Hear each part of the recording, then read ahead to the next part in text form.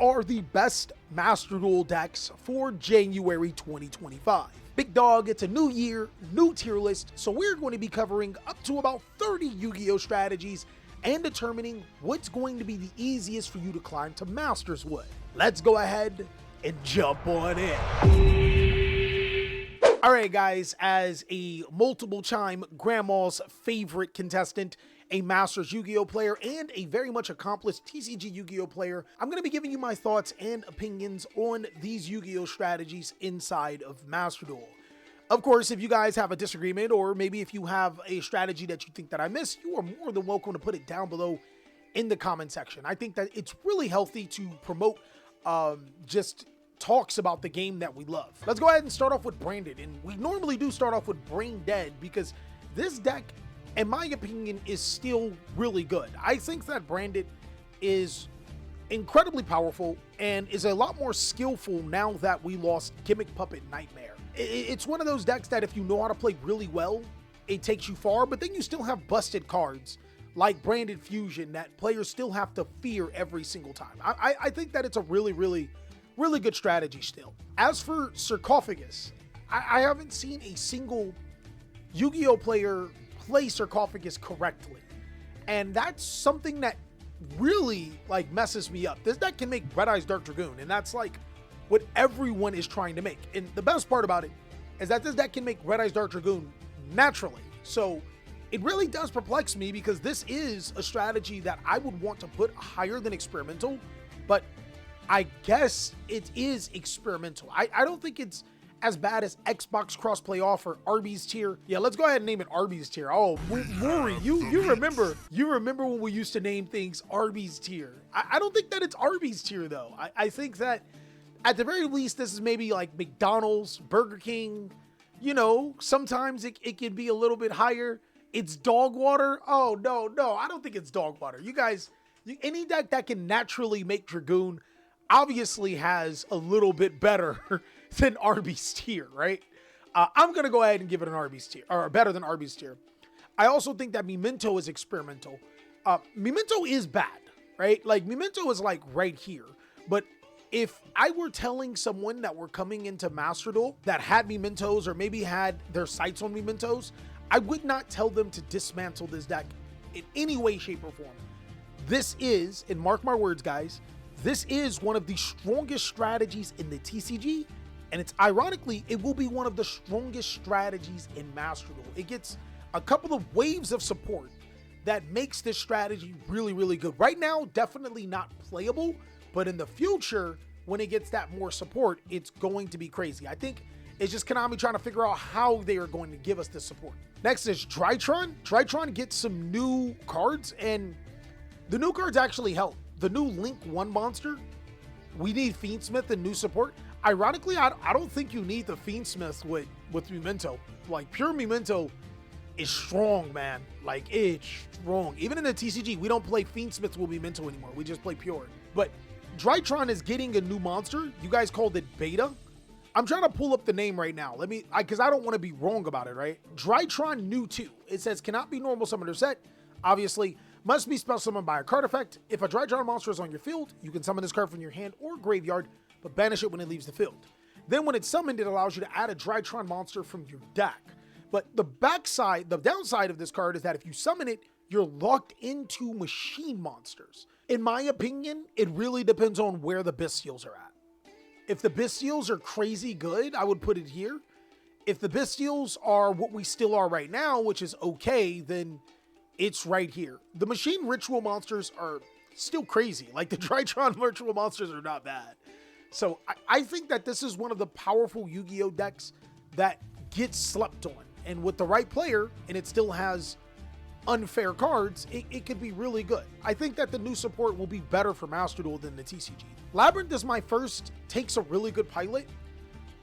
I swear, guys, as somebody that's played Labyrinth since it came out, it still amazes me the lines and the cool, crazy combos and the interactions you gotta stay on top of when you play this deck. Like, in my opinion, this isn't one of those strategies that you can put down and then pick it up and be like, oh, I remember everything. No, it is it'll punish you incredibly hard, right?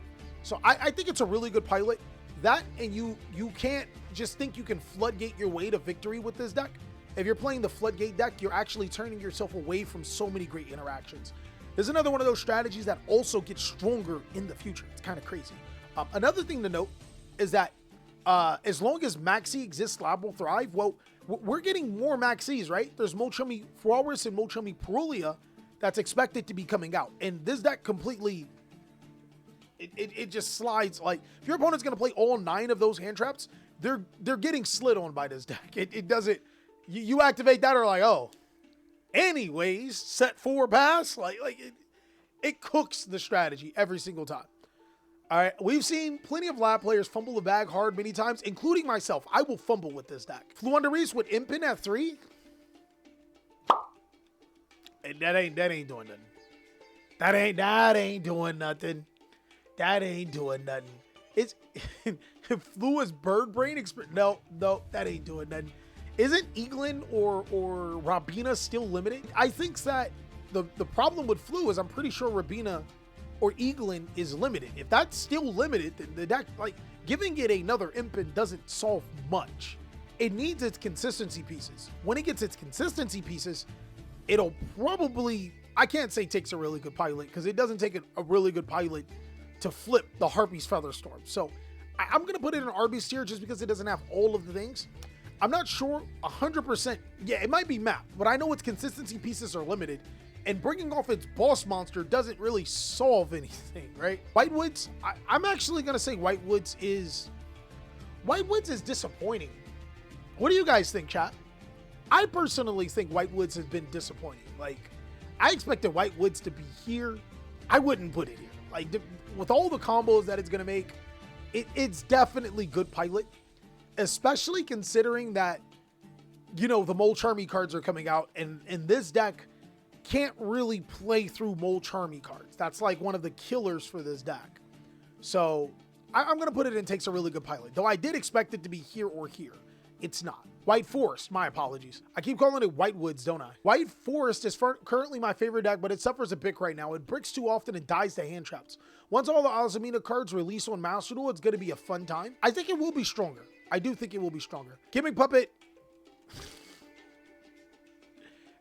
I don't know what'd be wrong with me, chat. Theoretically, this deck is here, right? It is here. Theoretically, it's here. But it's really here. Like, this is one of those you can't really tier list. Like, where do we? It's a helmet-style FTK that can play through interruptions. It's also a trash helmet-style FTK that can't play through a smart player. And I'm not one of those at times. So, like, I really thought that this deck was a lot better. I'm going to put it in experimental because I do think it's obviously playable, right? You can't say good pilot because good pilot would detonate that there's good pilots that play. It's pretty brainless, right? So, like, I think experimental is probably, I don't hate Gimmick Puppet. I don't like FTKs. There's two things that, you know, that could be true at the same time. You think it's better than Whitewoods? Oh, that one's tough. It might be. Next is the Dark End Dragon, Light End Dragon combos. I think as a deck, it's Arby's tier, but as an engine inside of Branded or an engine inside of Dragon Link, definitely experimental. We were experimenting with this deck for the longest, and it's okay. Like, the Light and Darkness Dragon Fusion monster is okay, but it's better off as an engine, right? Heroes,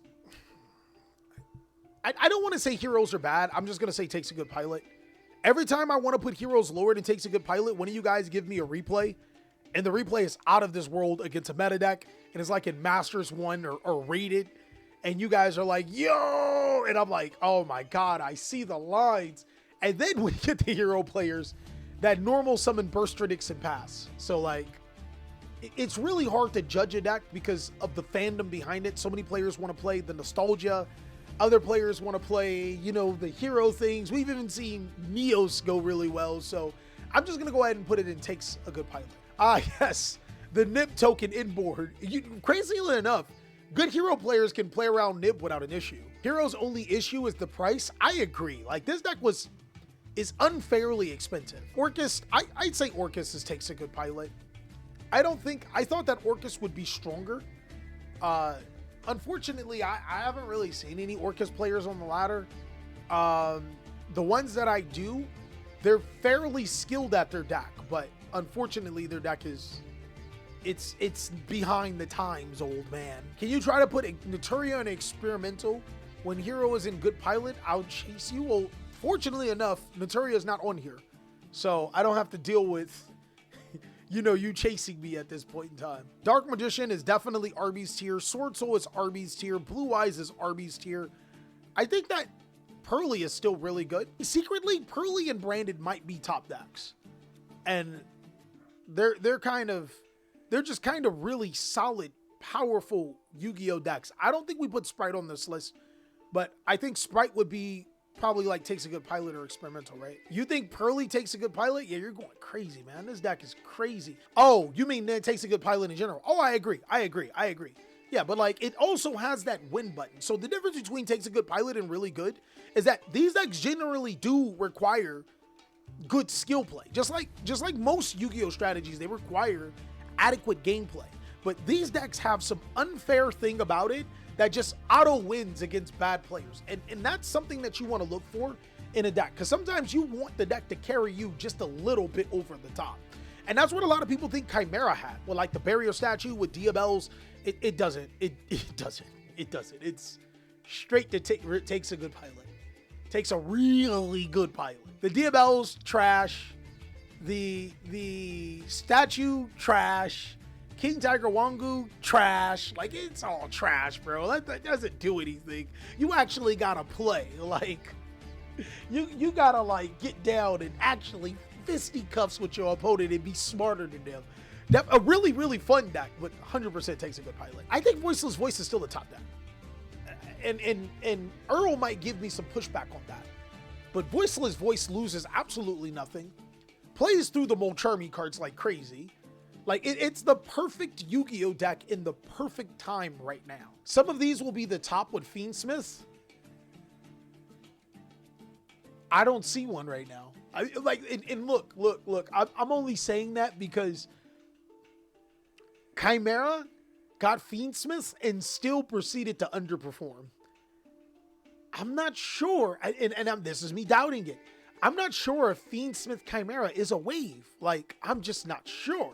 Ashened, y'all want me to lie to you? If you want me to lie to you, I mean, you want me to tell you the truth, this deck's trash. Like, this deck's not even better than War Rocks. Not even Arby's is sick. Not even Arby's is sick. Nah, this deck's no cohesion. What makes it even worse is that upon release, we have Bonfire. I think it's semi-limited right now, so the deck is worse. I think Centurion, I'm gonna put Centurion in really good because yes, so Centurion's biggest problem is that it can't play through a lot of hand traps. But fortunately, again, if we think that players are going to be playing the Charmies a lot, this deck actually is really good against the Charmies. Like, you can play a low end board, maybe give them a draw, maybe two, and then still full combo on their turn. So it's really, really, really good in that area. But I think that this deck will be closer to takes a really good pilot than really good. It just has a win condition that's really hard to stop, which is Cosmic Blazar Dragon. Like, that card's really hard to stop. I'm gonna put Salomon Great and Experimental. For the same reason why I put this deck high, I gotta put this deck a little lower. Baguska plus the Salomon Great trap card can only do so much. Like, it could be here, but it doesn't have any broken cards. Let's put it right here. It could be here, but you're really going up an uphill battle at this point in time. So I'm gonna put it in Experimental. Fire King have lost absolutely nothing. I can see the reason why they put Salomon Great as the second best fire deck. The reason why is because Salomon Great can play through so much, and it also has the versatility to play hand traps. And it also, like it's really hard to beat Baguska, set Salomon Great, Rage, Pass. It is incredibly hard, or the one that negates. It is ridiculously hard. But I think because it doesn't have any game-winning cards and it's on the bad position with all of the maxis going around, I think it's closer to Experimental. Though I do see the reason why. Fire King still has original Sinful Spoil Snake Eyes, which is kind of bewilders me. I think players just stop playing the deck. Sky Striker, I think it takes a really good pilot. I think it does. Sky Striker doesn't have any great things going about it, other than, you guys got to remember, look, man, I think that those Monk Charmy cards might actually do good for Sky Striker. It's a going second deck. A lot of times where it can't go first, you're correct, but neither can Tenpai. So where are we getting at? Like, it's a go second deck. You would tell your opponent to go first. They play Tenpai. They think you're playing Tenpai, right? And then you set up Sky Striker and you break their board and you Widow Anchor Turbo or you Shark Cannon Turbo and you can set up your combo. Tenpai actually lethals those. Sky Striker breaks boards, man. Sky Striker breaks boards. I think that it's better than what you're giving it credit, between Triple Tactics Thrust, being able to search some of those powerful spell cards, getting 3 spells in the graveyard, and actually it can OTK, it can lethal. It just requires a little much, right? And passes on Emperor, bro, you're doing too much. You're doing too much, bro. I think you're doing too much. I think Sky Striker will be better. All right, I ain't gonna lie. You probably got me. It's probably right here. You got me. I may have been a little bit goody, but I think that I think it's a lot better than what people give it credit, though. Yubel gets new support, guys. Varudras is, like, on first sight, you think that Varudras is a really, really, really good card. And I'm not gonna tell you it isn't a good card, right? It's kind of good, but it doesn't do anything. Like, Yubel is a top contending deck because of Phantom of Yubel. Like, that is the #1 reason why this deck is so freaking good. Being able to summon a free fusion monster to your field for link plays, for Xyz plays if you know, play 9s and stuff like that, and for other things, that's the reason why this deck is good. Varudras, I don't want to say it doesn't add to the ceiling. It does add to the ceiling, but it doesn't do anything. Like, it doesn't make the deck stronger. Like, it doesn't. Kashtira, I still think it's really good. I think that macro is pretty good. That's pretty much it. Tearlament, I'm gonna put it in experimental. Definitely lost a step, but not a bad deck. I think that this deck is, I would not play plants. Now, this is kind of feels bad because it's stronger than that, but this deck is, like, come on, between the Charmies, the Maxi, going second, this deck's yeah, plant depends on the pilot. I don't think that there's any scenario where plants become better. I don't think it's Arby's tier, though, so I guess experimental would have to be it. I think that right now is the time where plants kind of start to die off. So Melodious, I think, is pretty good. I'm gonna put it in Takes a Good pilot. I don't think it has anything that makes it go, right? My Copium puts Dragon Link into really good pilot. To be honest with you guys, it's probably experimental, but this is the only strategy I'm gonna cope for, okay? I'm not coping for any other strategy. These are my honest, objective thoughts for all of the other strategies, except for Dragon Link. I think Ritual Beast is really good. Protoss is like it takes a good pilot, except Protoss and Thunder Dragon Colossus can win you a game. Mathmech, honestly, guys, nothing really changed. Like, this deck has been a top Yu-Gi-Oh deck the whole way through. We just hate this. We just hate to acknowledge it. Let's keep it a whole bean, chat. This deck is still one of the best decks in the game, and we don't like to admit it. Tenpai Dragon, yeah, I don't really care if Chandra's at 1. Like, it doesn't really matter. Like, I don't think that those hits matter. It was Chandra to 1, and it was also the Filth spell to 1. It only needs 1. I think Goblin Biker takes a good pilot. I think Trickstars is still Arby's tier. I think Dinos are still Arby's tier. And unfortunately, I think Ancient Gears are also still Arby's tier. But that's all that I have for this long tier list. Let me know what you guys think. If you guys think that some strategies are too high or too low, let me know down below. As you already know, Masters player, pretty good TCG player. We got Earl, who is a highly competitive player in here too. So, you know, and we got a couple of other really good players in here that are sharing their opinions. And I think collectively, with a few changes, we all agree that this is close to what are the strongest decks in Master Duel. But let me know what you guys think down below, and I can't wait to see what you have to say.